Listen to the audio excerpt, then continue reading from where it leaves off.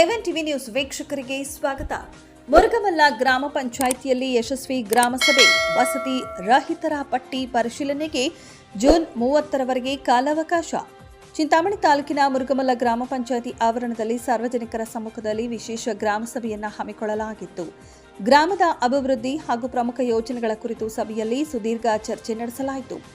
ಗ್ರಾಮಸಭೆಯನ್ನು ಉದ್ದೇಶಿಸಿ ಮಾತನಾಡಿದ ಪಂಚಾಯಿತಿ ಅಭಿವೃದ್ಧಿ ಅಧಿಕಾರಿ ಸುರೇಶ್ ವಿ, ಹಿಂದೆ ನಡೆಸಲಾದ ಸಮೀಕ್ಷೆಯ ಅನ್ವಯ ಸಿದ್ಧಪಡಿಸಲಾಗಿರುವ ವಸತಿ ಮತ್ತು ನಿವೇಶನ ರಹಿತರ ಪಟ್ಟಿಯನ್ನು ಸಭೆಯ ಮುಂದಿಡಲಾಗಿದೆ. ಈ ಪಟ್ಟಿಯಲ್ಲಿ ಅರ್ಹ ಹಾಗೂ ಅನರ್ಹ ಫಲಾನುಭವಿಗಳನ್ನು ಗುರುತಿಸಲು ಪ್ರತಿ ಗ್ರಾಮ ಮಟ್ಟದಲ್ಲೂ ಕೂಲಂಕುಷವಾಗಿ ಪರಿಶೀಲನೆ ನಡೆಸಲಾಗುವುದು ಎಂದು ತಿಳಿಸಿದರು. ಪ್ರಮುಖವಾಗಿ ವಸತಿ ಅಥವಾ ನಿವೇಶನ ರಹಿತರಾಗಿದ್ದರೂ ಪ್ರಸ್ತುತ ಪಟ್ಟಿಯಲ್ಲಿ ಹೆಸರಿಲ್ಲದ ಸಾರ್ವಜನಿಕರಿಗೆ ಅರ್ಜಿ ಸಲ್ಲಿಸಲು ಜೂನ್ 30ರವರೆಗೆ ಕಾಲಾವಕಾಶವನ್ನು ವಿಸ್ತರಿಸಲಾಗಿದೆ. ಅರ್ಹರು ಈ ಕಾಲಾವಕಾಶವನ್ನು ಸದುಪಯೋಗ ಪಡಿಸಿಕೊಳ್ಳಬೇಕು ಎಂದು ಅಧಿಕಾರಿಗಳು ಮನವಿ ಮಾಡಿದರು. ಯೋಜನೆಯ ಅಡಿ ಅರ್ಹ ಫಲಾನುಭವಿಗಳನ್ನು ಗುರುತಿಸಲು ಸರ್ಕಾರ ಕೆಲವು ಕಟ್ಟುನಿಟ್ಟಿನ ನಿಯಮಗಳನ್ನು ರೂಪಿಸಿದೆ. ಕುಟುಂಬದ ಯಾವುದೇ ಸದಸ್ಯರ ಹೆಸರಿನಲ್ಲಿ ಸ್ವಂತ ನಿವೇಶನ, ಜಮೀನು ಅಥವಾ ಪಕ್ಕಾ ಮನೆ ಇರಬಾರದು ಎಂಬುದು ಸೇರಿದಂತೆ ಹಲವು ಷರತ್ತುಗಳಿದ್ದು, ಈ ಎಲ್ಲಾ ನಿಯಮಗಳಿಗೆ ಒಳಪಡುವ ನೈಜ ಫಲಾನುಭವಿಗಳನ್ನು ಮಾತ್ರ ಮುಂದಿನ ಗ್ರಾಮಸಭೆಯಲ್ಲಿ ಅಂತಿಮವಾಗಿ ಆಯ್ಕೆ ಮಾಡಲಾಗುವುದು ಎಂದು ಸ್ಪಷ್ಟಪಡಿಸಲಾಯಿತು.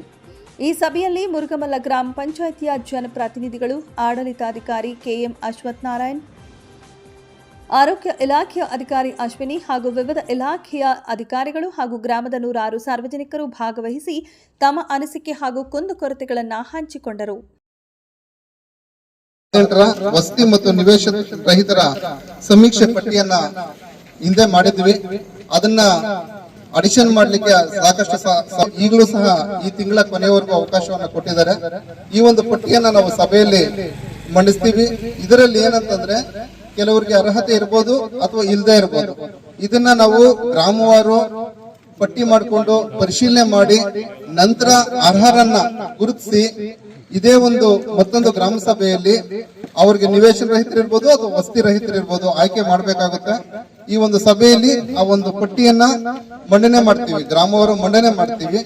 ತಾವು ತಮ್ಮ ಹೆಸರು ಇಲ್ದಂತ ಸಂದರ್ಭದಲ್ಲಿ ತಾವು ನಿವೇಶನ ರಹಿತರು ಅಥವಾ ವಸತಿ ರಹಿತರು ಆಗಿದ್ದಲ್ಲಿ ಇನ್ನೂ ಅವಕಾಶ ಇದೆ, ನಮ್ಗೆ ಸಾಕಷ್ಟು ಅವಕಾಶ ಇದೆ. 30ನೇ ತಾರೀಕುವರೆಗೂ ಎಕ್ಸ್ಟೆನ್ಷನ್ ಮಾಡಿದ್ದಾರೆ. ತಾವು ಅರ್ಜಿ ಸಲ್ಲಿಸಿಕೊಳ್ಳಿಕ್ಕೆ ಅವಕಾಶ ಇದೆ. ಪ್ರಮುಖವಾಗಿ ಏನಂತಂದ್ರೆ ನಮ್ಮಲ್ಲಿ ಒಂದಷ್ಟು ಮಾನದಂಡಗಳಿದೆ.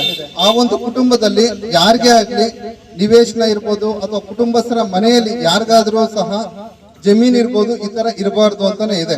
ಹಾಗಾಗಿ ಹಲವಾರು ಕಂಡೀಷನ್ಗಳು ಇದಾವೆ, ಇದ್ರಲ್ಲಿ ಷರತ್ತುಗಳಿದೆ. ಆ ಷರತ್ತುಗಳಿಗೆ ಒಳಪಟ್ಟು ನಾವು ಅರ್ಹ ಫಲಾನುಭವಿಗಳನ್ನ ಆಯ್ಕೆ